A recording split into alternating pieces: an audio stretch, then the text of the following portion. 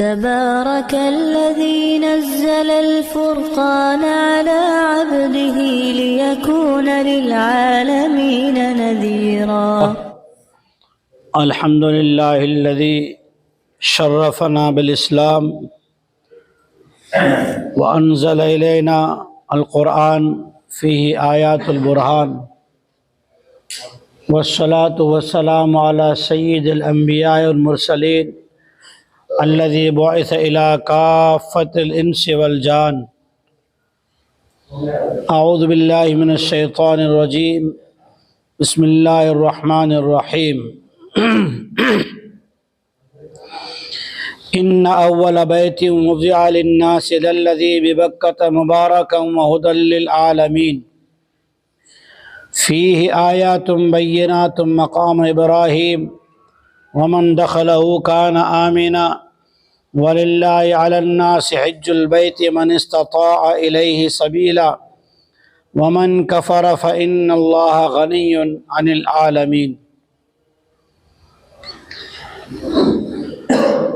اگلی آیات میں اللہ تعالیٰ نے صحابہ کرام رضی اللہ عنہم اجمعین کو نیکی کی اعلیٰ مقدار، اعلیٰ صفت بیان فرمائی، اور پھر نیکی کرنے کے لیے جو اللہ جل شانہ نے دنیا میں بنیاد رکھی، اس بنیاد کا اس آیت کریمہ میں بیان ہے کہ بے شک اللہ تعالیٰ کا پہلا وہ گھر جو لوگوں کے لیے زمین پر رکھا گیا مکہ مکرمہ میں، برکت والا بھی ہے اور پورے جہاں والوں کے لیے ہدایت والا بھی ہے۔ اس گھر میں اللہ تعالیٰ کی بہت ساری نشانیاں ہیں اور مقام ابراہیم بھی ہے۔ جو شخص بھی اس میں داخل ہو جاتا ہے وہ امن پا جاتا ہے۔ اتنی ساری نشانیاں ہونے کی وجہ سے لوگوں کے ذمے اللہ تعالیٰ کے اس گھر کا اللہ کو راضی کرنے کے لیے حج فرض ہے۔ ان بندوں پر جن کے پاس آنے جانے کے لیے انتظام کی طاقت ہو، اور جو بھی اللہ کے دین سے انکار کرے گا تو اللہ تعالیٰ تو تمام جہانوں سے بے پرواہ ہے۔ کعبۃ اللہ کی بنیاد اللہ تعالیٰ کے حکم سے، جیسا کہ تفسیر مظہری میں ہے کہ جناب رسول اللہ صلی اللہ علیہ وسلم نے فرمایا کہ اللہ تعالیٰ نے آدم اور حوا دونوں کو حکم دیا کہ کعبۃ اللہ بناؤ۔ جبریل علیہ السلام آئے، اس کا نقشہ بتایا کیسے بنانا ہے۔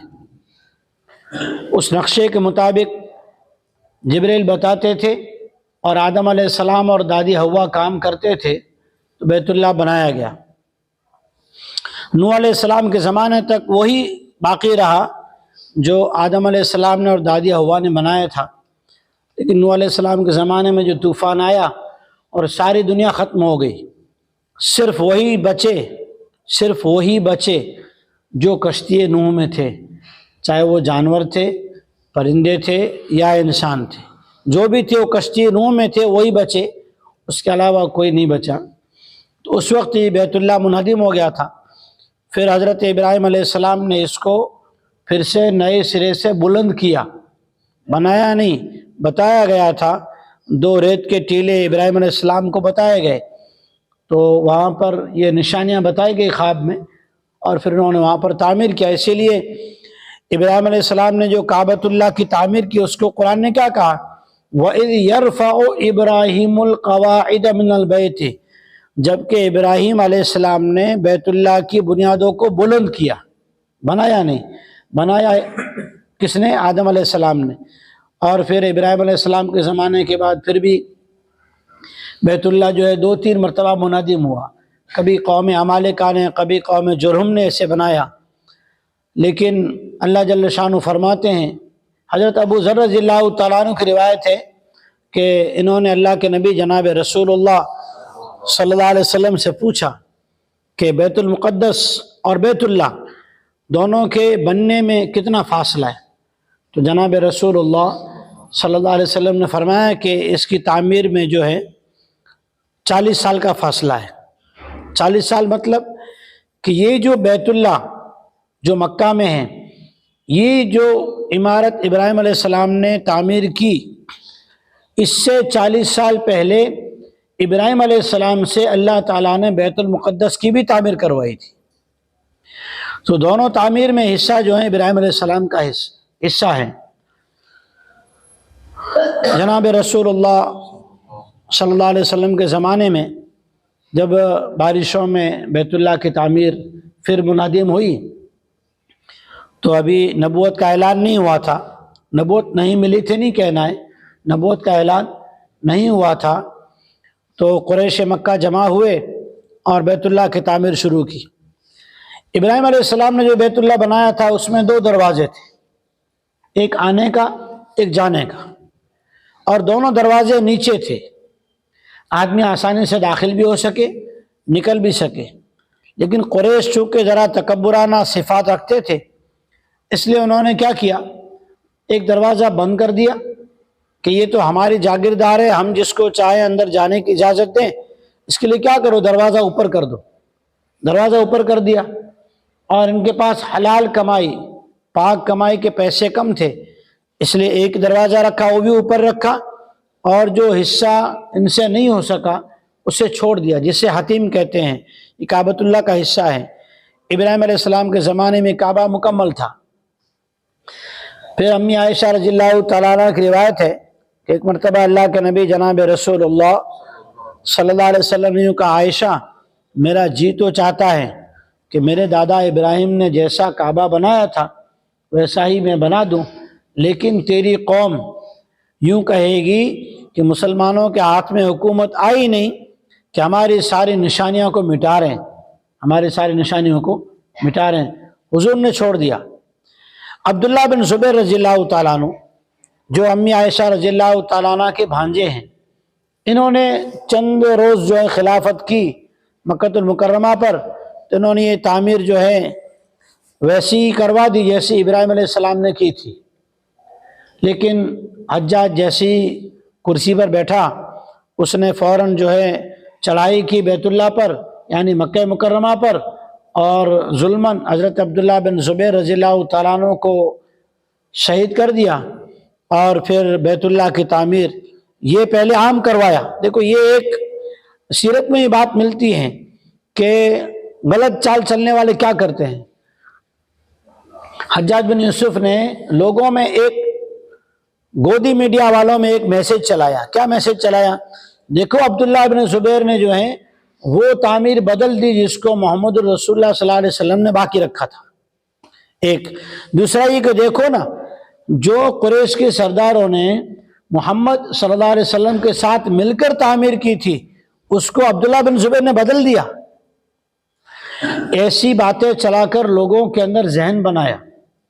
پہلے ذہن بنا کے جب لوگ اس بات پہ آمادہ ہو گئے، پھر کعبۃ اللہ کو اس نے شہید کروا کے پھر سے ویسا ہی تعمیر کر دیا جیسا کہ قریش کے زمانے میں تھا۔ آج بھی وہی تعمیر ہے جو عبداللہ بن زبیر کے بعد حجاج بن یوسف نے کی تھی۔ تو یہ اللہ کا پہلا گھر ہے۔ اللہ تعالیٰ نے ایک عجیب بات فرمائی، وضع للناس، کہ اس کعبۃ اللہ کی عظمت لوگوں کے دلوں میں اللہ نے ڈال دی ہے۔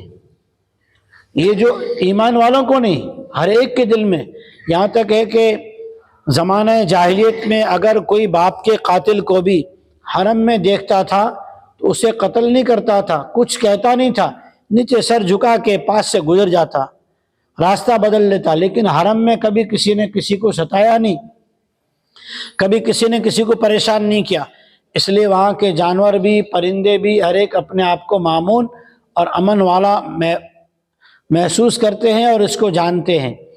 وضع للناس، لوگوں کے لیے مکہ مکرمہ میں یہ مبارکن، برکت والا، کہ آدمی گھر میں اکیلا نماز پڑھے 1 نماز، مسجد میں آئے تو 25 نماز، جامع مسجد میں 50 نماز، بیت المقدس میں کہ 500 نماز، مسجد نبی میں 50,000 نمازیں، اور کعبۃ اللہ میں جا کے نماز پڑھو تو کتنی نمازیں؟ 1,00,000 نمازیں۔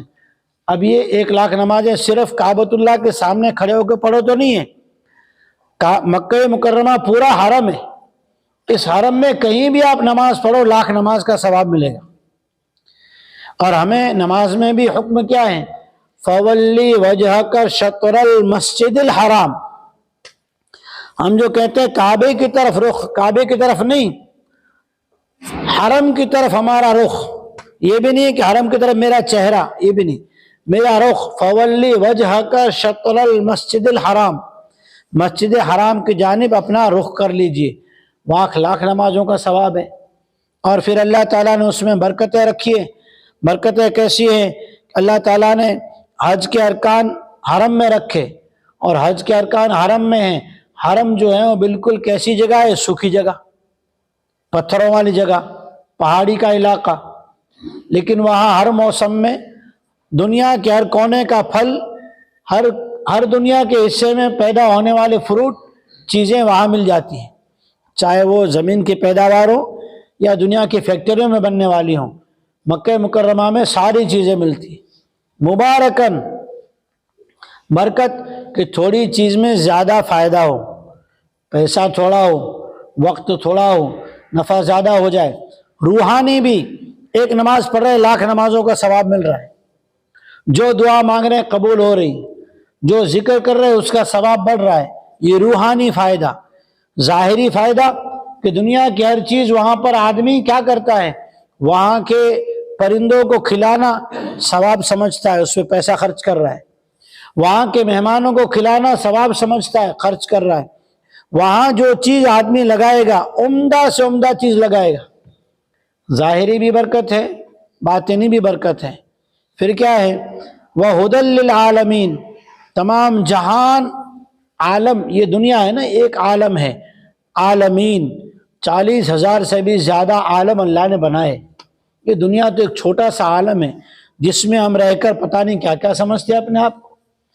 تو یہ عالمین کے لیے ہدایت ہے کہ بیت اللہ ہدایت کیسے ہے کہ بیت اللہ کے اندر اللہ جل شانہ نے جس کلام مجید کو اتارا، جہاں سے جہالت کو ختم کیا، جہاں پر جناب رسول اللہ صلی اللہ علیہ وسلم نے انسانیت کو امن کا پیغام دیا، آج تک ایسی مثال دنیا پیش نہیں کر سکی اور کر نہیں سکتی کہ جو وہاں پر سکون ہے اور جو وہاں پر تعلیم ہے۔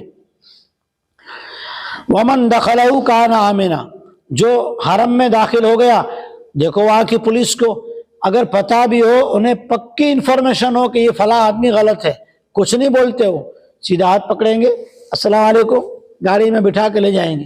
حرم سے باہر جا کے پوچھ تاچھ کریں گے، اندر نہیں کرتے، وہاں سے آپ کو لے جائیں گے، استقبال کے ساتھ، ادب احترام کے ساتھ لے جائیں گے۔ اللہ رحم فرمائے آج کی امت مسلمہ پر ان کو یہ چیزیں محسوس کیوں نہیں ہوتی؟ اس لیے کہ اللہ نے کیا فرمایا کہ بیت اللہ میں امن رکھا ہے، برکت رکھی ہے، ہدایت رکھی ہے، لیکن جو آدمی طلب سے نہ جائے، دیکھو ابو طالب بھی وہیں تھا نا مکہ میں، ابو جہل بھی مکہ میں تھا، ابو لہب بھی مکہ میں تھا، عتبہ بھی مکہ میں تھا، شیبہ بھی مکہ میں تھا، شمس بن قیس بھی مکہ میں تھا، کعب بن اشرف نہیں ہو تو مدینہ میں تھا، یہ سارے تھے تو مکہ میں نا۔ آج بھی وہ موجود ہے ابو جہل کا جگہ جہاں وہ گیا دنیا سے، لیکن آج لوگ پیسوں سے جاتے ہیں، پہلے لوگ عظمتوں سے جاتے تھے، پہلے لوگ عظمتوں سے جاتے تھے، محبت و عقیدت سے جاتے تھے۔